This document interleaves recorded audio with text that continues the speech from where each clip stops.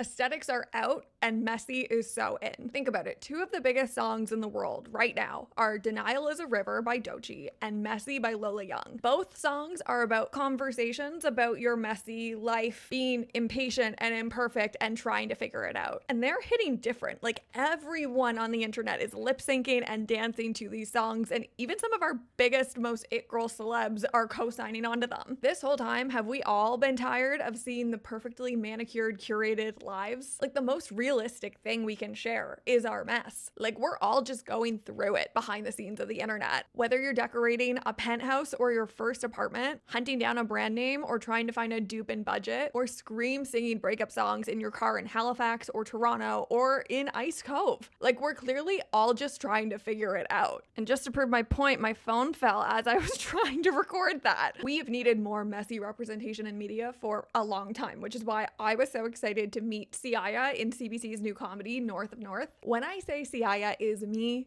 and you and literally all of us, like driving by your ex's house trying to get your stuff back after a breakup, cringing in the car because someone's watching you try to drive, or asking your friends if they think you're a loser. She is the most relatable character that I've seen on TV in a minute. Anna Lambe plays Siaya. You probably recognize her from The Grizzlies, or if you watch True Detective Night Country, which Jodie Foster is sweeping award season for. I'm not sure what the ratio of interview questions to giggles ended up being, but I think giggles won. Now, the messy element to this interview is that I was fighting some kind of sinus infection the whole time, so if I look like I'm crying, that's what was going on. But in the spirit of embracing mess this year, I've kept everything in for y'all. So enjoy the interview, and we'll see you next week.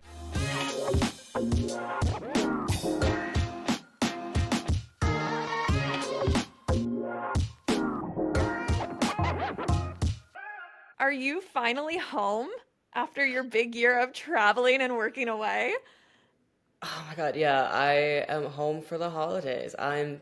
Just Yay. ready to like eat and sleep and hang out with my sister's dogs. Yes. Oh my God. There's no better feeling than finally being done traveling for a minute. I don't know about you. I've been like on the road all year and I'm like, I cannot live out of a suitcase for another 5 days. I need to just put myself in a closet and go to bed. Oh my gosh, you know that point where you're like in hotels and you're like, I don't care. I just want a slice of toast. Like, I'm so Yes. tired of like the frills and thrills of hotel living. I want a slice of toast. I want a stovetop soup. Yes. 100%. I feel that. Do you ever feel like there's just no way to feel clean anymore in a hotel? Like I'm like, I need to burn these clothes. I never want to see them again. I want like to go to Walmart and buy a whole new set of pajamas. Like I cannot do this anymore. Yeah, I am like I want to actively push for hotels to have accessible laundry services. 'Cause why? Listen, why is it $10 to wash a shirt when I don't want to like send my clothes over to somebody to clean. I can do Absolutely. that. I swear. I 100% am with you. And also, why is TSA trying to take my mobile Tide laundry detergent? Like, please, that is like the last thing I want you to take out of my carry-on. I need that shit. Yeah, grab anything else. I mean, not the expensive skincare or anything that is necessary, but you Real. can like take the food wrappers I have out of Food my back. wrappers, honestly, hand sanitizer. I can buy another one, but like, do not take my Downy fresh like stuff to put in with my laundry to make it feel like I'm home. Oh my God. I feel like we've had similar vibes this year on the road. You spent a bunch of time in London, right? Yeah, I was How in was that? London. It was really good. So I finished North of North at the end of June and hopped on a plane the very next day to fly to London to go see my partner. I was like, the first like 6 months of this year, we'd seen each other a total of like 3 or 4 weeks. Like, let's hang out. Let's spend some time together. And so stayed. He was shooting a show in Ireland, so I kind of got to be like stay-at-home girlfriend for a little bit, which after doing North of North, which was so intense, I loved it, but it was like long days every single day. Kind of like grind never stops, no days off, another one, another scene. You know that Lady Gaga quote that's like bus, Yes, club. club, another club. That exact vibe was North of Yeah. North, and I loved it, and I do miss the intensity and the chaos of it all sometimes, but um, very very excited to see the fruits of everyone's work Oh my real God, I soon. cannot imagine. Like, I can't imagine. Timothy Chalamet just had a quote this week that where he said like doing a shoot feels like you're running every single day and then you go off the cliff of a mountain because there's no wind down. You're just shooting so hard and then you stop and you have to wait so long to see the product of all of that running for so long. So you've waited like months to see the complete package. Yeah, I mean, it's one of those things where there is like a real like kind of come down from filming. And it is really sad because you go from like seeing a crew every single day, kind of having this sort of like bond of like we're gonna get through it together, we're gonna survive together, and then you survive together and you just don't, sometimes you never see them again. And it's such like a strange feeling, and then kind of having so much of your life occupied by a job and then suddenly being like, oh, like there's life outside of this is a really weird feeling, and then you just don't hear anything about it for a while. And I luck like fortunate not fortunately, but like excitingly, the turnaround for this show is quite quick. We finished at the end of June, and we premiere in January, um, which is a relatively short period of time to do that in. The first project I ever did was with the same team, called Grizzlies, and there was a 2.5, 3 year post-production process. That is a You long ask me, time to wait. they'd be like, so will we ever get to see it? And I'd be like, I don't know. Probably. And I feel like that waiting's like the hardest part because I don't know about you, I often think like my perspective on things that I shoot versus like the final Mm. product of it feel like two completely different things in my world. Does it Yeah. feel like that at all for you? I mean, absolutely, because when you're shooting something, and with this show in particular, we did so many versions of every scene where we were really trying to like feel out the comedy and find the tone and decide where we wanted to land, if we wanted to go more comedy, if we wanted to go more dramedy. Um, So sometimes we'd shoot like 8 versions of a scene, and it's very interesting to watch it now and be like, ah, that's what they chose. I like that. Or like, oh, that's so Interesting.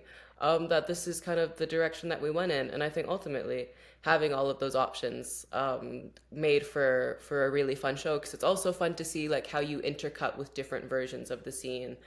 Seeing things cut together is always such a trip. Yeah, I cannot imagine. And then like trying to navigate, oh, I thought I did this one a different way, or the perception of seeing yourself in those moments. Oh my God, I cannot imagine. I want to talk more about the premiere and your reaction to like seeing it on the big screen. I was there. There was one moment that's probably my favorite moment I've ever experienced in a theater. The reaction that the audience gave was, we'll talk about it. We'll get there. We'll get there. I want to go back though and talk about Grizzlies because, like you said, this is the same producers that cast you in Grizzlies as North of North. So, what was that experience like when you got the call from them saying like, "Hey, we think we have something you might be a great fit for"? Well, I think at the beginning, it was the announcement came for the show, that they were going to start casting. And I read it and I was like, I want to work with Stacey, Alethea, and Miranda again. How do I work with them again? And then a couple weeks later, there was the first casting call, and it was an open call. Like it came to me through my team, um, and I sent in my first audition, and basically it's like, all right, we're gonna hope for the best. And then I became my agent and my manager's like most annoying client for 4 months, where I was like, Hmm. "Hey guys, do you remember that audition that we did? I was just wondering if we could follow up and see if I'm still in the mix, and if I'm not still in the mix, is there something else I can audition for?" And it was Yeah. that for like weeks on end, and it was such a long process. And they really, of course, cast such a wide net for this role, and I think you know, it was really hard on me because every 5 days I would see them repost the same casting call. And as an actor, when you see the casting call reposted, you kind of go like, "Oh my God." I'm not in the mix anymore. They're not looking at me anymore. So then every time I saw it, I would get my team to be like, so are we still good? We're still here? Like, this is still a Mhm. conversation. And I did a few callbacks for it. And finally, like a chem read and a few chem reads. And then I was in Eqadid. It was my reading week at university, and I went home for a little bit. And I remember sitting at the table, like staring at my dad and like my brother, and being like, I want it so bad. And it was like to a point where like I can't imagine not doing it. I was being so dramatic, like I was being a real actor about it. Like it was really annoying.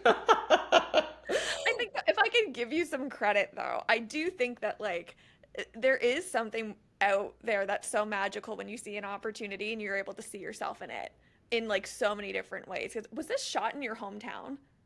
Yeah, it was shot in my hometown. It was shot um Written in the stars for you, I think. Like how could you not feel that emotional about it? yeah, it was one of those things where it was like, I knew it would be life changing. I knew that, I wanted to work with this team again. And it was just about like putting everything out there to be a part of it.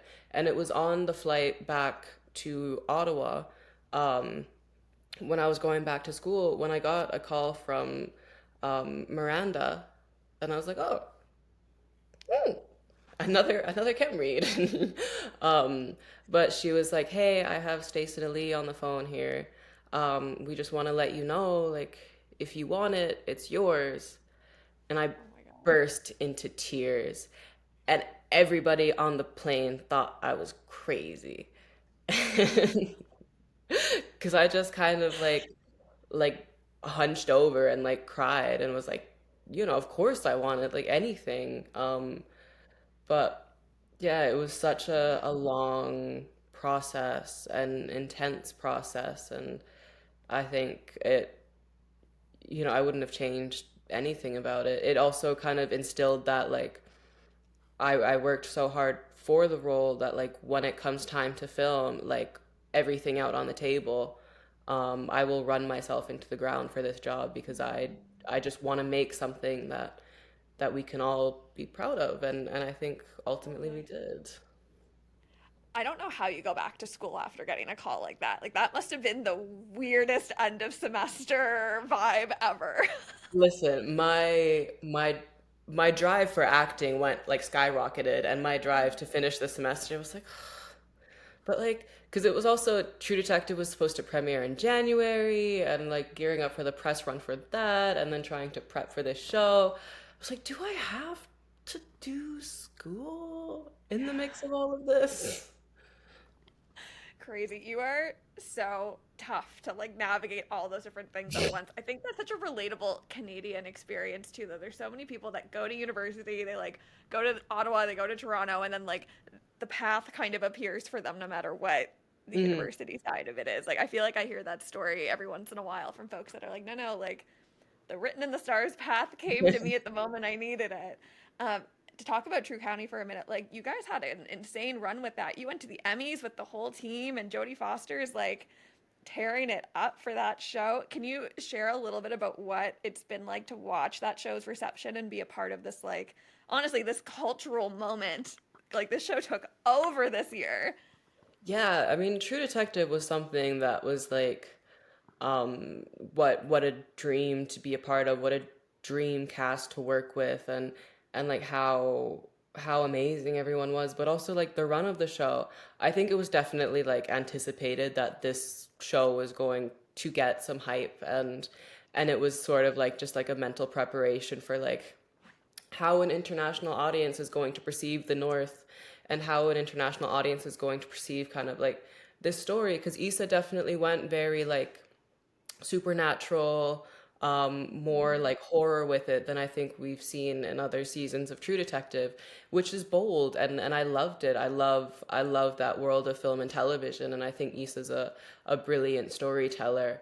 Um, so it was very exciting, and the press run for that was fantastic, and I really enjoyed getting to reconnect with a lot of the other cast, because it's not often that that you get to do that and you get to like reconnect so many times. And I think for so many of us, it was kind of the first massive project that we got to be a part of, and the first thing that, really set us on the world stage. And to have that like experience to share with other people, and to kind of like find community and like lean on each other in those moments where True Detective was getting, incredible reception and sometimes quite harsh critical reception, to be able to like laugh with each other through it and like kind of like text a little group chat and be like, y'all see this? Like it was good. I loved having, that cast and group of people to lean on through it. That's so amazing. The group chat must have been on fire. The group chat must have been fun for a minute to like, and I love the idea of like the group chat as also like a place to cope and like be real with each other about what's happening, because so few people could understand that position other than you guys going through it. Yeah, I think it's just one of those things. Like also like the North of North group chat was kind of like a similar vibe of like, we kind of would be like, whew, tough week. Anybody want to like go dancing on Saturday? Who's out? Who's out and about? Who wants to come for food? Who needs like I had a truck, so I'd be like, who needs to come get groceries? Like, Oh my God, that's um, amazing. It's kind of like the community vibe we see on screen was happening very much behind the very scenes. much. I was very fortunate. Like I moved back in with my parents, and had a lot of space and a vehicle and things that I had so much access, I guess, and support. Whereas I feel like for a lot of people, because they lived in hotels for 4 months, and that's like so challenging. I can hardly do it for like 5 days. Um, let alone 4 months. And I think, it was such a cold shoot, literally. The outside was cold. If we look cold, it's because we are. Um, and like the days were so long, and things could get so stressful at times, that we did really, really need to lean on each other throughout filming, and Totally. create a little like, a little family, so that we could, Get one, through get it. through the shoot, and two, kind of show up as our best selves while we were filming. Well, I've seen the first two episodes of the show, so I'm anxiously awaiting to see the full season. But from what we get in the first two episodes, like you really do see that leaning on community and community being more than one thing. And Mhm. even like the idea of sub communities within a community. Like you have a community center, you have your community of friends and friends of friends that all go to the house party and like hang out together before the big community thing is happening. So I loved seeing that take on small town life because I found it so authentic and real. And also, you guys presented it in a way where, like, you didn't have to explain it. It was like, no, this is what it's really like to be isolated and to have to lean on each other and to, like, sometimes you just have to put up your middle fingers and tell people what they really, how you really feel about things. Yeah, definitely. There's so many sub communities within a community, but it's also like you have to be able to kind of move through so many groups, and you have so many groups, when you're from a small place, and everybody knows everybody and everybody connects with everybody, whether you're related, whether you went to school together or you work together. Like it's just the reality of small town life. And I agree. I love the way that, Stacey and Alethea wrote it, and like this is just a fact. This is how we live.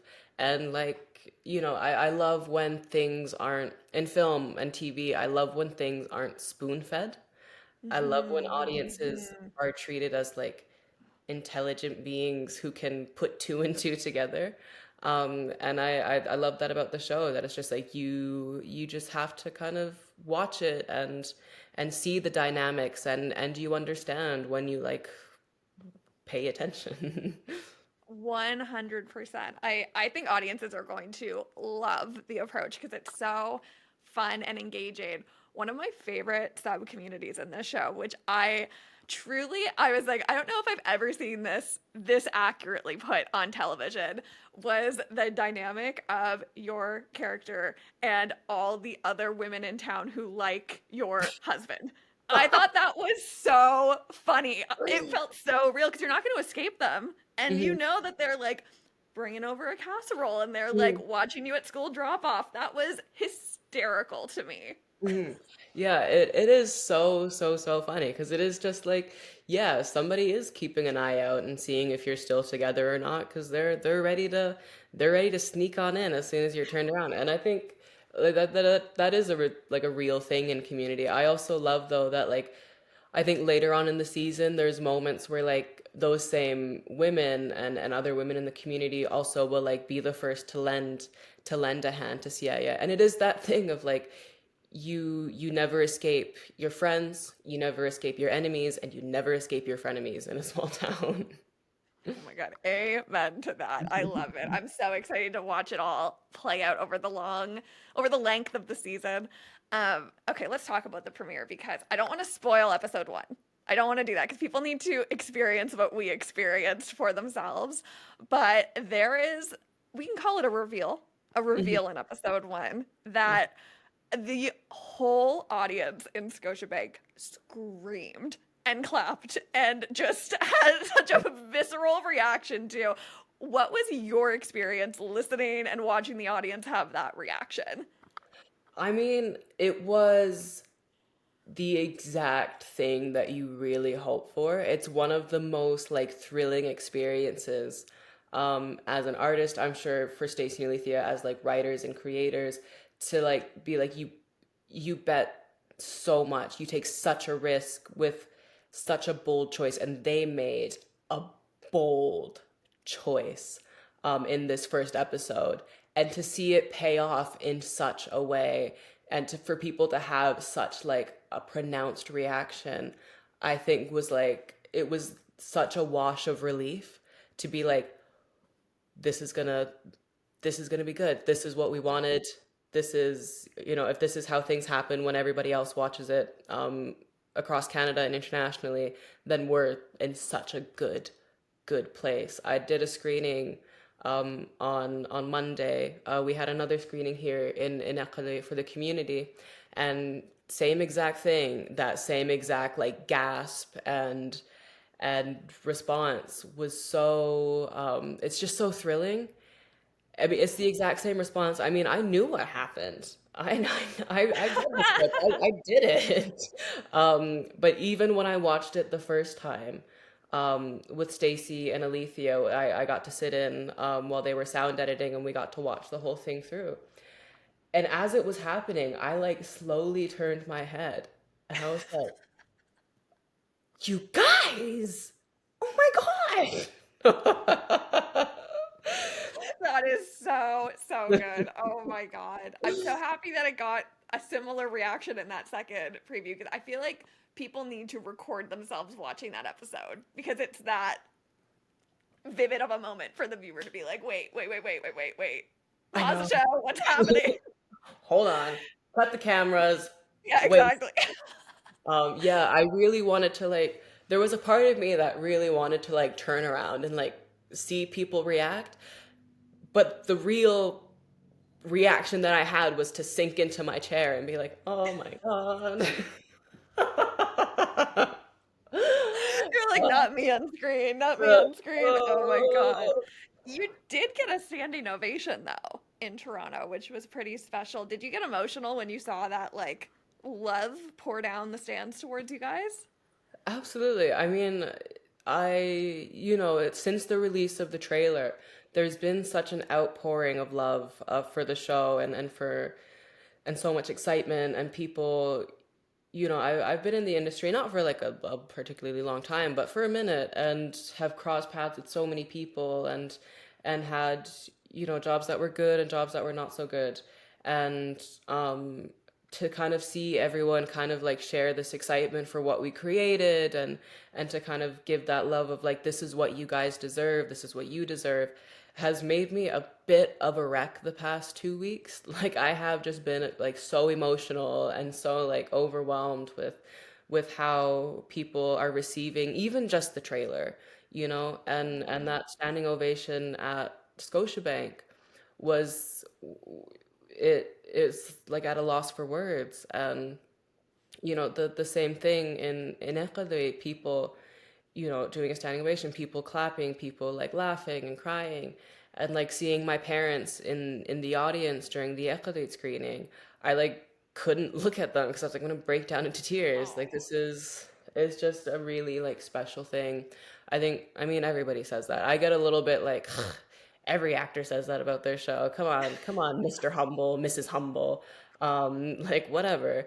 But now it's my turn to say it, Now and it's so your it's turn. fine. It's a rite of passage almost. The moment where I fell in love with the show truly, because I think the pilot was one of my favorite pilots I've seen this year for shows coming out in 2025. I was like, they did it. They really did that. But then in episode two, the moment that made me like sink into another level of I need to binge this show immediately was when you were in the car singing Alanis Morissette. I was like, that's my girl. That is my fucking girl right there. It's such a funny bit. And I love that of Stacey and Alethea, including Alanis Morissette, Canadian icon. Come Yes. on. Yes. Um, but also Was just that that a song that you knew and loved? Like, was that something that you had any say in, or was that like kind of the choice that was given? it was the choice that was given, and but it was like, oh my God, this song. I love this song. And we had a lot of fun just kind of like, all right, the day's coming. This is you live, you learn day. And I'm not a singer, so it was like, all right, like I'm just gonna just gonna go for it. I think you represented everyone in Canada when you did that. Like, we have all had that car ride, every single one of us. So it felt truly like an authentic portrayal of the Canadian experience on screen. Yeah, definitely, So good. definitely. I'm excited to share it with everyone. Totally. Listen, I'm so excited for you. I'm so excited for everyone to fall in love with this show because it's so special. It is so full of truth and joy and hilarity and also heart. Like, it's the perfect combination of everything you look for in a fun show you can watch every week.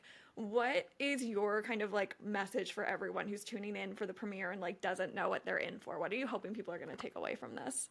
Um, I guess I hope in short, like go into it open-minded and open-hearted, and be prepared to see maybe a place that you've never seen portrayed in this way. I think the Arctic is it's so bright and beautiful and colorful and full of warmth, and it's often not the way that we're perceived. And there's this idea that all that happens up here is wind blows over rock and snow and there's ice and nothing.